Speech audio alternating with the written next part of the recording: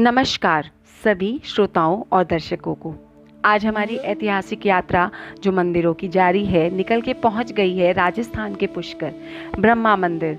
ब्रह्मा भगवान ब्रह्म का एक ही इकलौता पूरे विश्व में मंदिर जिसे ब्रह्मा मंदिर के नाम से जाना जाता है। तो चलिए आज की सैर ब्रह्मा मंदिर के नाम।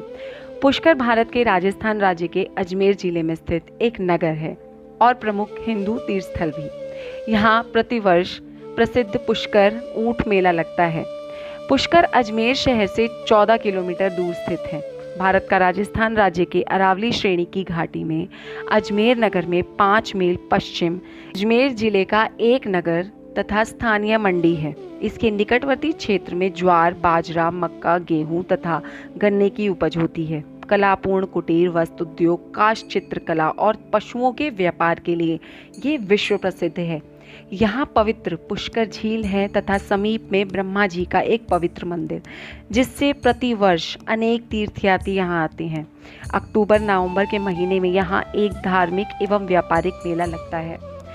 ये सागर तल से 2379 फुट की ऊंचाई पर स्थित है।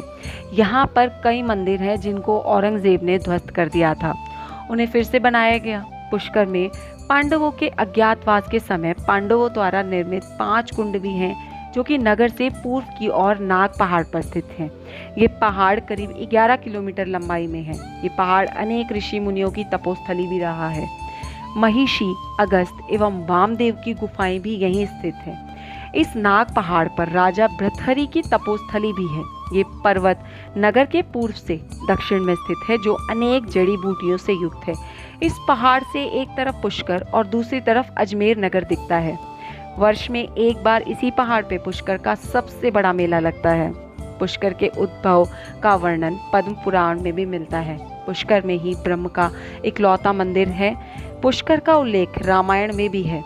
सर्ग 62 श्लोक 28 में विश्वामित्रोस्पि धर्मात्मा भूर्यसते पे महातपा पुष्पकरेषु नर श्रेष्ठ दश वर्षत्यानि च वाल्मीकि रामायण बालकांड सर्ग 62 श्लोक 28 विश्वामित्र के यहाँ तप करने की बात कही गई है। मेनका यहाँ के पावन जल में स्नान करने के लिए उतर कर आई थी। सांची स्तूप दान लेखों में जिनका समय ईसा पूर्व दूसरी शताब्दी है, कई बौद्ध भिक्षुओं के दान का वर्णन मिलता है जो पुष्कर में निवास करते थे।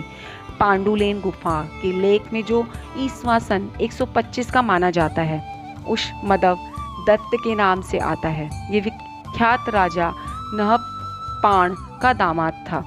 इसने पुष्कर आकर 3000 गायों और एक गांव का दान किया था।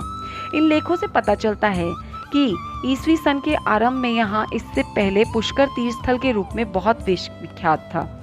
स्वयं पुष्कर में भी सबसे प्राचीन लेख मिले जिनमें सबसे प्राचीन 125 ईसा सन का माना जाता है। ये लेख भी पुष्कर से प्राप्त होते हैं। इसका समय 1010 ईस्वी के आसपास माना गया है। पुष्कर को तीर्थों का मुख्य माना गया है। जिस प्रकार प्रयाग को तीर्थराज कहा जाता है, उसी प्रकार से इस तीर्थ को पुष्कर राज कहा जाता है। पुष्कर की गणना 5 तीर्थों में की जाती है। पुष्कर सरोवर 3 है।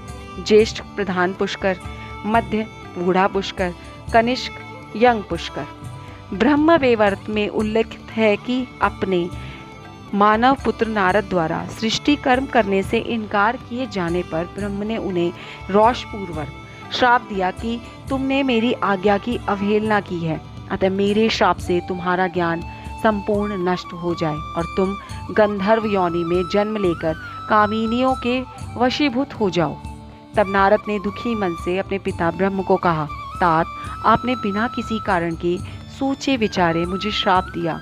मैं आपको श्राप देता हूँ कि 3 कल्पों तक लोक में आपको पूजा नहीं जाएगा। तब से ब्रह्मा की पूजा नहीं होती और वर्तमान में ब्रह्मा का केवल एक ही मंदिर है जो पुष्कर में है। वर्तमान में इस मंदिर की देखरेख सरकार द्वारा की जाती है। राजस्थान में सबसे साफ सुथरे मंदिरों में ये माना जाता है। यहाँ पहुँचने के लिए अजमेर चाहिए। अजमेर रेलवे स्टेशन से पुष्कर 14 किलोमीटर दूर है। आप वहाँ आसानी से सड़क मार्ग से पहुँच सकते हैं। आज का हमारा प्रश्न है, ब्रह्मा जी के पुत्र का नाम क्या है? मैं अपना प्रश्न दोहराती हूँ। ब्रह्मा जी के पुत्र का नाम क्या है? धन्यवाद। यदि आपको मेरे ये कार्य अच्छा लगे, मेरा ये कर्म पसंद आए तो कृपया करके मुझे समर्थन दें। आपका समर्थन आप मुझे लाइक, शेयर और कमेंट से दे सकते हैं। सब्सक्राइब ज़रूर करें।